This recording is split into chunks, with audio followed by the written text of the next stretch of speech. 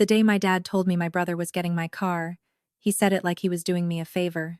We were sitting at the kitchen table, the same table where for the last 30 years all the important family decisions had been made. None of them had ever really involved me. My mom had made beef stew. She always makes stew when she has news that isn't really news, but more like a verdict. She's already decided everything and needs a warm meal to soften the delivery. The smell used to make me feel safe. Nowadays, it tightens my stomach even before I sit down. My brother, Derek, was already at the table when I arrived.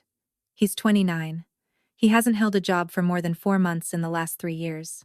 He smiles as if he's already won any argument that hasn't even begun. And that night he was smiling exactly like that, leaning back in his chair, arms crossed, completely relaxed in a way that told me this conversation had already happened without me. My dad cleared his throat. "We've been talking," he said, "about Derek's situation." I waited. He needs reliable transportation. You know he lost the Civic last spring. He didn't lose it. He got 3 speeding tickets, let the insurance lapse, and the bank repossessed it. But I had long since learned that in this family, Derek's consequences were always softened into something that sounded like bad luck. "Okay," I said slowly. "Your car makes sense," my dad said. "You work from home 3 days a week. Derek needs to go to interviews. It's practical. I want to stop here and tell you something about my car, because it matters. I bought it myself. I saved for 2.5 years. I drove a 1-2-year-old Honda with broken air conditioning for 2 summers in Mississippi to save enough for the down payment.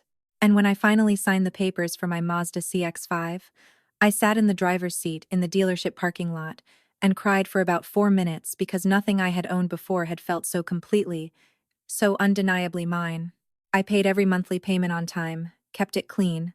It had 22,000 miles, and smelled like the vanilla air freshener I had hanging from the vent. That was my car. "That is my car," I said. My mom looked up from her plate. "It's just temporary, honey, until he gets back on his feet." "Temporary like a week? A month?" My dad waved his hand. "Whatever it takes. Family helps family." Derek hadn't said a single word, still smiling. I want to tell you I flipped the table.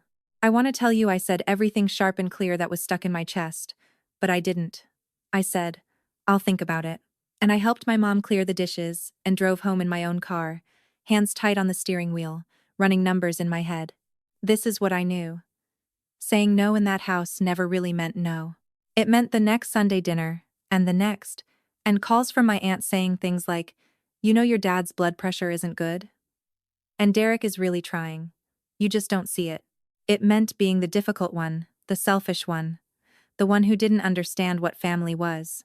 I had tried it before, 2 years ago, when they asked me to let Derek stay in my apartment a month after his situation with Sarah fell apart. I said no 3 times in 6 weeks. He moved in anyway, with my parents' help, while I was at a work conference. I came home to find his shoes by my door and his energy drinks in my refrigerator. He stayed for 5 months, so I thought about it. I thought about it like you think about a chess move when you know your opponent has already calculated 4 moves ahead. I wasn't going to win by playing the game they had designed. I had to change the board.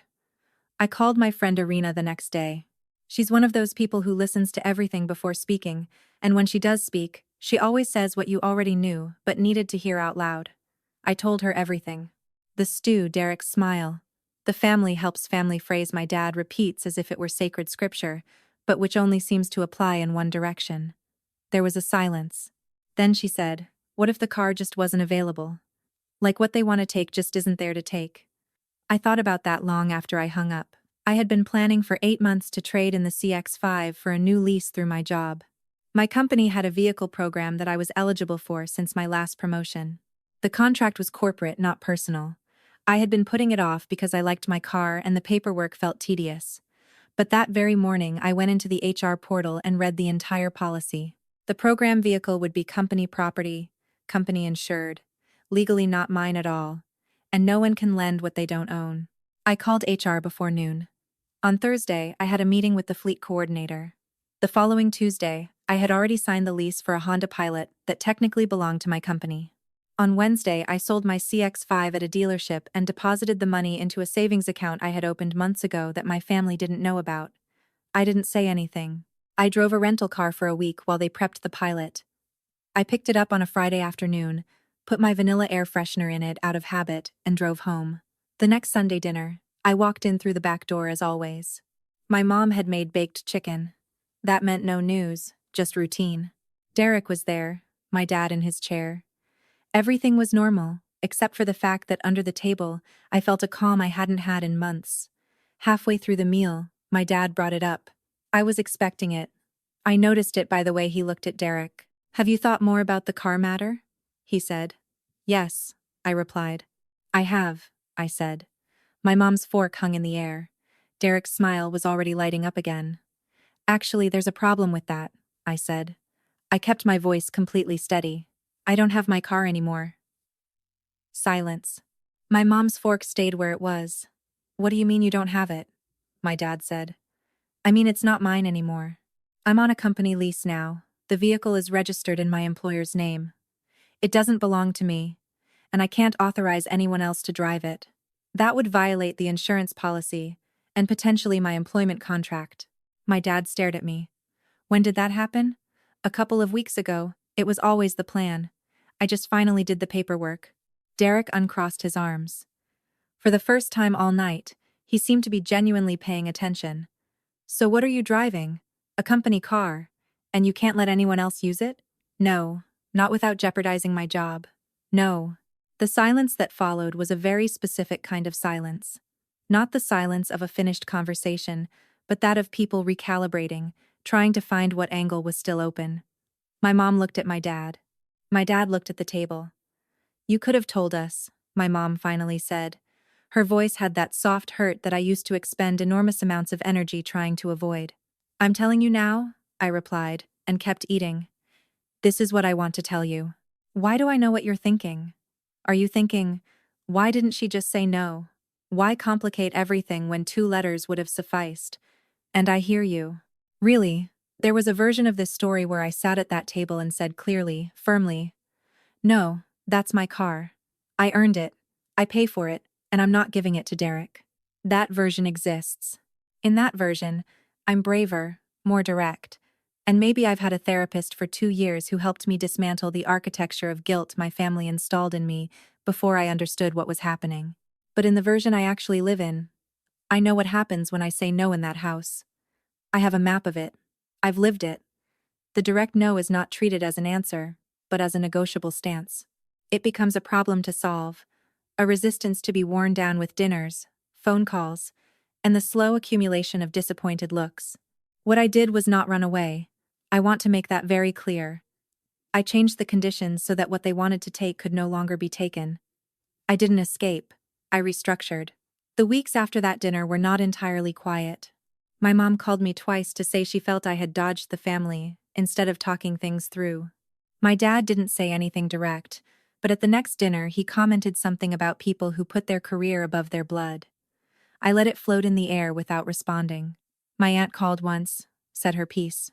I thanked her for her concern, and hung up in less than 4 minutes. Personal record. Derek, curiously, said nothing, didn't call, didn't write. At the next Sunday dinner, he arrived late, left early, and didn't look at me the way he used to, with that certainty that eventually I would give in. And I noticed his absence like you notice a noise you've been hearing for so long that it ceases to exist when it stops. What no one asked me in any of those conversations was how I was, if I was okay, if I had plans, if there was anything in my life that wasn't useful to them. A month after that car dinner, I went alone to a coffee shop. A Saturday morning, a place with big windows, quiet music, and no pretenses. I sat for 2 hours with nothing urgent to do. I read a bit, ordered a second coffee, watched people come and go. At some point, I realized I hadn't checked my phone in 40 minutes, and when I thought about why, I understood I wasn't waiting for anything. No call that would give me anxiety. No message I had to answer carefully. No problem growing silently somewhere that I had to manage.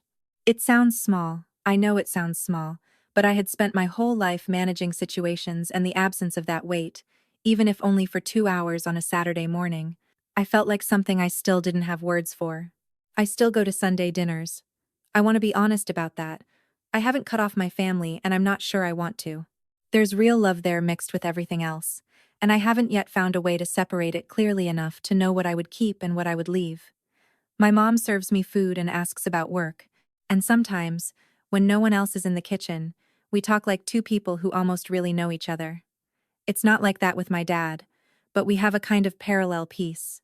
We share the same space without hurting each other, and for now, that's what there is. Derek, for a few months now, has been working. A friend of my dad's got him a position in a warehouse, doing inventory. He drives an old Jeep that belongs to my uncle, and for now seems to be keeping it. He doesn't talk much with me, and I've accepted that. I don't need him to like me. There was a time when I did need him to, or at least needed him to see me, and at some point in these months I stopped demanding that. I'm still working on things. If you found this story touching and inspiring, please consider liking this video, subscribing to our channel, and hitting the notification bell so you don't miss our next real-life story. Your support helps us share more narratives that uplift and empower.